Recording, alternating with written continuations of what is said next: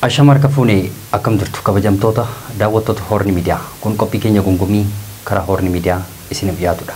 Qophii gungumii keenya irratti Oromoon ofiisaatti maal gungumu, walitti maal gungumu, akka biyyatti maaltu gungumamaa wala kan jedhu qabadhee isiniif dhiyaadhee jira. Qophii kana qopheessuun hanga xumuraatti waliin kan turu Allalisaa Dhaabaati. Isinis daawwattoonni Horni Miidiyaa hanga xumura qophii kottina waliin turan affeerraa kooti. Egaa qophii gungumii koo kana keessatti taatee biyya keenya keessatti Itoophiyaa keessatti karaa qaamota mootummaas ta'e karaa qaamota dhuunfaa uummata irra gahu qabadheen bakka tokkotti qophii gungumiitiin karaa Horni Miidiyaa isiniif dhiyeessa.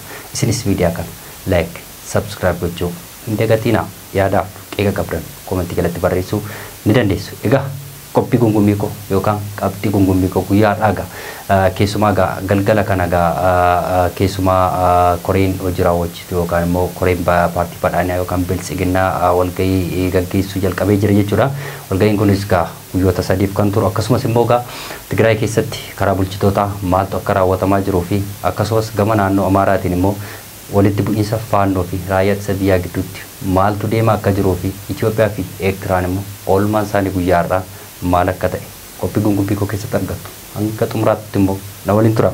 Egaa qabxii koo tokkoffaa yookaan gungumiin koo tokkoffaa koreen hojii raawwachiistuu paartii biltsiginnaa kan ta'e galgala kana yookaan sa'aatii booddee kana walgahii isaa guyyaa lamaaf kan turu jalqabeetii jira jechuudha. Walgahii kana irratti keessumaa muddama Itoophiyaa keessatti raawwatamaa jiru irratti hundaa'ee koreen hojii raawwachiistuu ariifachiisu yookaan emerjensii ni gaggeessa jechuudha yeroo garaagaraatti. Egaa koreen hojii raawwachiistuu paartii biltsiginnaa kun sa'aatii booddee kan inni jalqabe keessumaa Itoophiyaa fi Eertiraa wal dhabdeen isaalii haalaan ulfaachaa dhufeera jechuudha.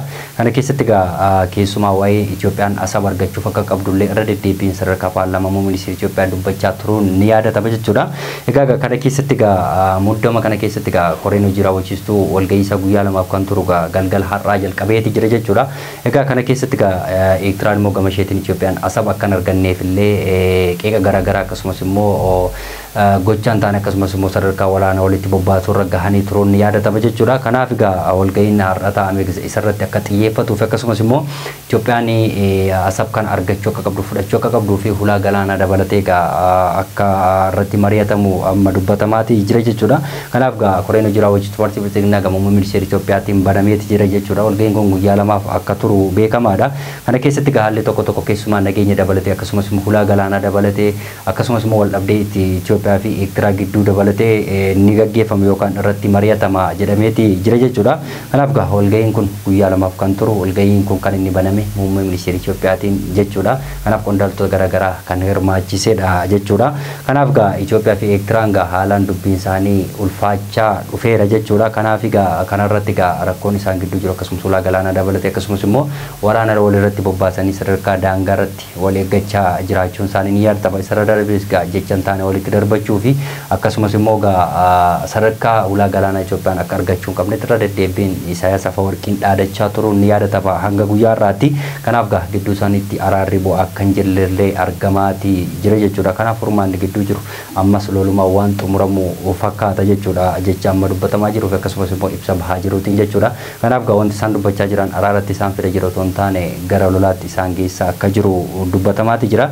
Isarratti guyyaa har'aa gara Eertiraatti yookaan immoo gara Eertiraa dabalatee biyyoonni ollaa Itoophiyaa irratti ka'aati jiru jechuudha. Akkaruma hulaa galaanaatiin jechuudha. Kanaaf Masriinis guyyaa har'aa gara qondaalli isaanii yookaan immoo muummee ministeera Itoophiyaa Masir Abdul Fattah al-Siisii gara Jibuutii imaleeti jira jechuudha. Achi keessatti keessumaa waa'ee hulaa galaanaa irratti marii keenya yookaan fedha keenyaatti ala biyyi kamiyyuu tokko yookaan Itoophiyaa dabalatee biyyi kamiyyuu hulaa galaanaa argachuu kan qabdu kan jedhu guyyaa har'aa Jibuutiitti dubbateeti jira jechuudha. Abdul Fattah al-Siisii kuni. Kanaaf rakkinni guddaan ammas kan inni jiru keessumaati Eertiraatu diina Itoophiyaa otoo hin taane ammatti Masriidha jechuudha. Waggoota dheeraatis yookaan mootummoota darban irraa kaasee Masriin Itoophiyaa gaareffachaa fi akkasumas immoo shira irratti xaxuutiin kan beekamu Masriidha jechuudha. Kanaaf ammas Itoophiyaa fi Eertiraa wal dhabdee isaanii haalaan ulfaataa otoo jiruuti ammas isheen gama biraati yookaan biyya biraa yookaan ollaa Itoophiyaa kan ta'e Jibuutiitiin daboo kadhachaa akka jirtu Masriin argamaati jira. Kanaaf diinni guddaa fi Itoophiyaa irratti Itoophiyaan hulaa galaanaa akka argachuuf kan akka isheen hin dandeenye yookaan Itoophiyaa hulaa galaanaa argachuu akka hin dandeenye kan gochaa jiru Masiriidha jechuudha. Kanaaf diinni yeroo dheeraa Masiriidha malee Eertiraadha jechuu hin dandeenyu. Kanaaf biyyi kamiyyuu lolaatiin yookaan immoo biyya mirga hiriyoo fi murteeffate yookaan biyya mataasaa kutachuutti ni danda'a.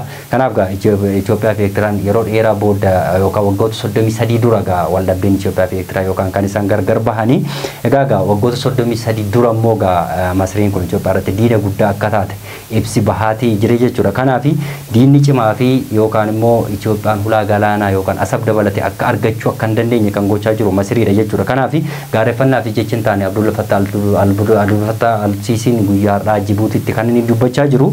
Kanaaf rakkoon isaan gidduu jiru akka jirutti ta'e yookaan immoo biyyoota ollaa dabalate Itoophiyaa irratti illee ka'aa akka isaan godhaniif yookaan immoo akka isaan shira xaxaa jiran argamaa jira jechuudha. Abdul Fattah al-Siisii kuni kanaaf rakkoo guddaan isaan gidduu jiru ammas furmaata argachaa jiru. Gama Eertiraatiinis ta'e gama Masiriitiinis ta'e fi Itoophiyaan illee hulaa galaanaa argachuuf karaa banaa hin jiran jechuudha. Amma biyyoonni ollaa kuni kanaaf keessumaa muummeen Masirii jechuudha gara Jibuutii malee guyyaa dhaadannoo guddaa akka gaggeessaa jiruu fi akkasumas Itoophiyaan hulaa galaanaa argachuu akka hin qabne irratti shira xaxaa akka jiru argamaati jira jechuudha. Kanaaf gama muummee ministeera Itoophiyaa yookaan immoo gama Itoophiyaatiin walga'iin guyyaa har'aa jalqabe kun furmaata fiduunsaa waan hafuu hin fakkaatu jedhamaa jira.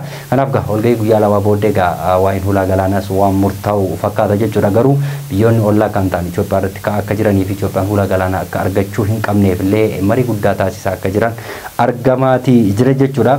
Isa taansee waa'ee Tigraayitti yeroo si darbu Tigraay yeroo dhiyoote sitti keessumaa mootummaa yeroo kan ta'e yookaan haaraa muuduun ni yaadatama Jeneraal Taaddasaa Warradaa jechuudha. Yeroo dheeraa booddee Geetaachoo Raddaa waggoota lama booddee hojiirra gaggeessanii turuun ni yaadatama jechuudha. Muummee ministeera Itoophiyaa garuu ammas Jeneraal Taaddasee Warradeef ammas boqonnaan hin taane jechuudha. Arga Tigraay imalanii keessumaa paartiin abuuntaa warreen yookaan Dr. Gabsoon Gabramikaal ittiin durfamu rakkina guddaa akkas irra geessisaa akka jiranii fi guyyaa irraa immoo hiriira garaagaraa Tigraay keessatti gaggeeffamaa jira. Keessumaa qeenyi garaagaraa Jeneraal Taaddasee Warradee irratti gaggeeffamaa jira jechuudha.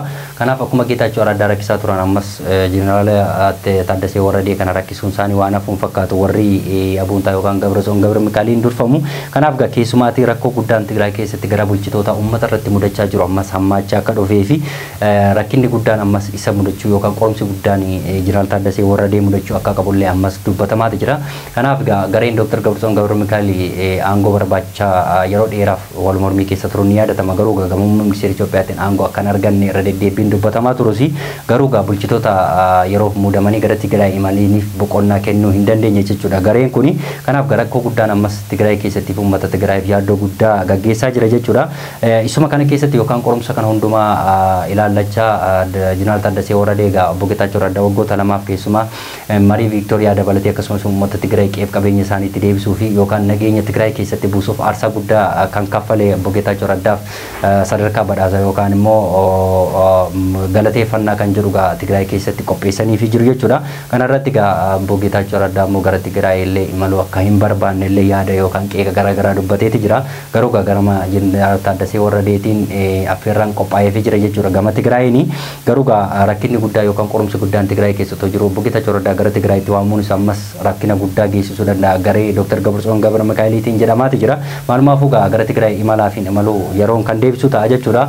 Egaa qabxii kosattaa nuti yeroon darbu naannoo Amaaraa keessatti rakkinni guddaan ammas taasifamaati jira jechuudha. Gama faannoo fi gama raayyaa ittisa biyyaaniitiin bakkeewwan garaagaraatti ammas rakkinni guddaan keessumaa Goojjam keessatti yeroo darbe yookaan guyyaa lama dura dirooniitiin mootummaa yookaan raayyaan ittisa biyyaa fudhate namoonni 100 fi ol lubbuun isaanii darbee turuun ni yaadatama jechuudha. Namoota nagaa dabalatee akkasumas immoo qondaaltota faannoo dabalatee keessumaa Goojjam keessatti irra deddeebiin faannoon harki dheeraa yookaan harki baay'een gara naannoo Goojjamiitti jira jechuudha.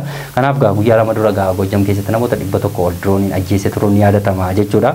Kanaaf rakkoo guddaan ammas naannoo Amaaraa keessatti mudachaa jiru keessumaa raayyaa ittisa biyyaa fi faannoo gidduutti uummata Amaaraa boqonnaa kennuu hin dandeenye jechuudha. Kanaaf qorumsi guddaan ammas gama faannoon keessumaa erga faannoon Amaaraa keessatti hundeeffame uummanni Tigraay uummanni Amaaratti dararaa guddaa argaatii jira jechuudha.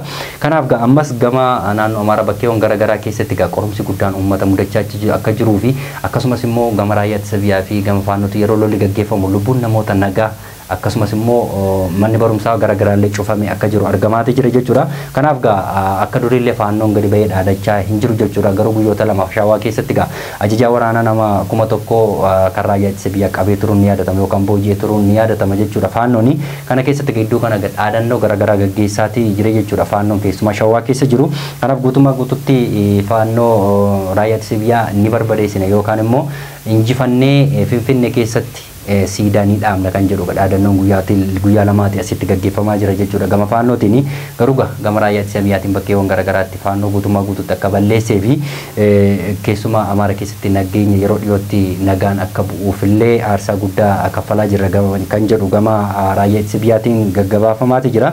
Garuu gama naannoo Amaaraa keessatti nageenya haa bu'u malee yookaan guutummaa guutuutti naannoo Amaaraa keessatti nageenyi bu'ee yookaan faannoon haa badu malee kan Oromiyaa keessa guddaa qorumsa guddaa kan ta'e kanneen Oromiyaa keessa jiran jechuudha. Keessumaa namoota daangarra jiran yookaan Oromoon daangarra jiru ammas faannoo Amaaraatiin qorumsa guddaa keessa akka jiruuf keessumaa Oromiyaa dabalatee ollaa Finfinneetti bakkeewwan garaagaraatti raayyaa ittisa biyyaa rukutaa jiraachuun ni mul'ata faannoon jechuudha.